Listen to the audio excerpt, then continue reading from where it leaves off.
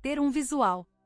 Uma das coisas mais difíceis de explicar para um cara recém-desplugado é sua tendência ao pensamento absoluto. Você não pode culpar um cara que está desesperado por intimidade há tanto tempo por querer seguir algum programa prescrito que só resolverá seu problema mais imediato.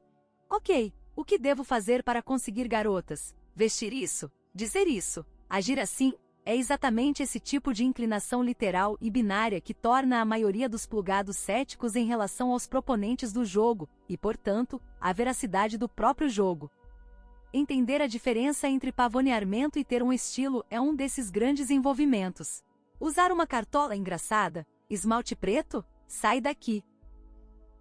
A maioria dos caras novos no game tendem a confundir os aspectos mais extremos do pavoneamento com o estilo ou, como a da Carola diz, ter um visual. Esta é uma progressão muito desajeitada para os caras normais fazerem, porque por muito tempo eles foram orientados a serem apenas eles mesmos. Eles acham conforto em dizer coisas como: eu não quero estar com uma garota que não gosta de mim por quem eu sou, mas ainda se perguntam por que eles são virgens sem encontros que nunca beijaram uma garota aos 29 anos. Um visual é importante ter um visual. A base da atração física será condicional para qualquer garota individual, mas tenha sempre em mente que um visual é contextual. O babaca, arquetípico com tatuagens e um jeitão de lutador de MMA é um visual. Delineador masculino, esmalte preto e jeans skinny emo é um visual. O cara em um Armani de 3 peças tem um visual, e existem dúzias mais, mas o ponto é que as mulheres são de fato como caça-talentos, procurando o personagem certo para preencher um papel.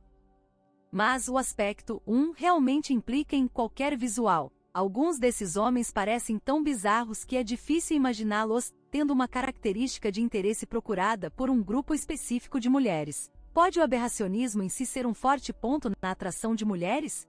Aberração, para alguns é mundano para os outros. Todos estão desempenhando um papel por ordem de graus em qualquer dia, e em qualquer circunstância. Onde eu trabalho eu sou livre para usar jeans e uma camiseta se eu quiser, mas eu opto por me vestir muito mais formalmente do que isso. Por quê? Porque isso gera um certo respeito, mesmo que não seja necessariamente legítimo. Quando estou em um clube, digamos, fazendo um novo lançamento de produto, minha personalidade e minha vestimenta mudam para combinar com o ambiente.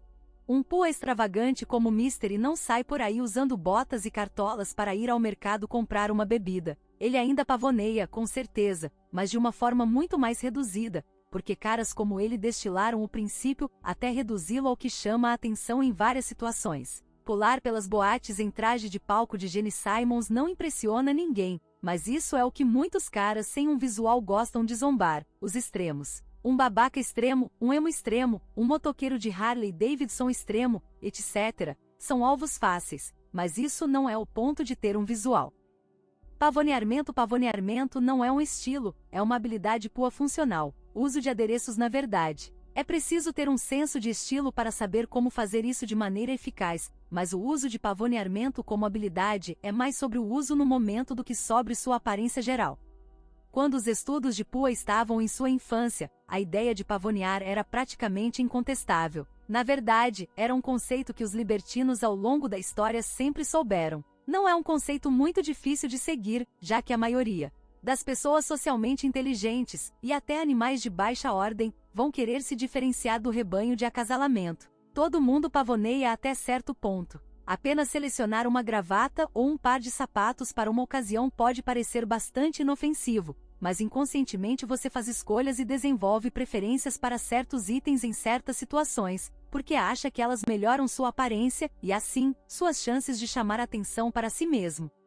A intenção por trás do pavoneamento é mais sobre ter uma diferença sutil, ou uma peça de conversa que atrai uma mulher para a sua moldura. Por estranho que pareça ou não, descobri que sapatos bonitos e caros parecem ser uma atração natural para algumas garotas. Isso não é surpreendente considerando a obsessão da maioria das mulheres com sapatos. Uma coisa que é importante lembrar é a sensibilidade das mulheres à subcomunicação encoberta, linguagem corporal, aparência, pistas não verbais, etc. Em um breve relance, eles vão avaliar uma a outra e chegar a conclusões operacionais sobre o status de uma mulher em sua hierarquia de garotas. É claro que eles usam as mesmas ferramentas com os homens que acham atraentes.